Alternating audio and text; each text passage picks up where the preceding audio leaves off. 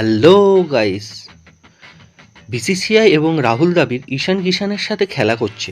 ঈশান কিষানের মতো একজন প্লেয়ারকে দিনের পর দিন বাইরে বসিয়ে রাখা হয়েছে। রাহুল দ্রাবিড় ঈশান কিষান সম্পর্কে বলতে গিয়ে বলেছেন, Ishan Kishan need to starts playing to be consider for selection. KS Bharat wicket keeper হিসাবে ভালো করলেও ব্যাটিংয়ে একদম ভালো নন।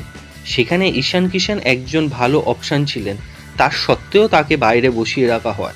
টেস্ট সিরিজে ফার্স্টে বসিয়ে রাখা হলো, তারপর ওয়ানডেতে, তারপর টি-20তেও সবাই ভেবেছিল ন্যাশনাল টিমের অংশীদার হবেন, কিন্তু সেখানেও তাকে বসিয়ে রাখা হয়। লাস্ট 3টি ম্যাচে কিন্তু তার এভারেজ 78, যেখানে অন্যদের প্লেয়ারদের তুলনায় এভারেজ অনেকটাই বেশি।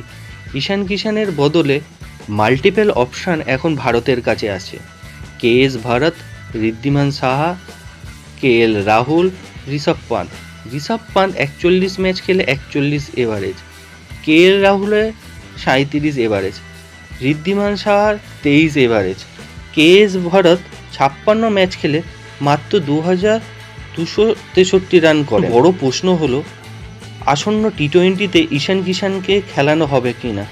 তো বন্ধুরা, আপনারা কি মনে করেন, ঈশান কিষানকে কি খেলানো উচিত? দয়া করে কমেন্ট করবেন আর বেল আইকন চেপে চ্যানেলটিকে সাবস্ক্রাইব করে দেবেন। ধন্যবাদ।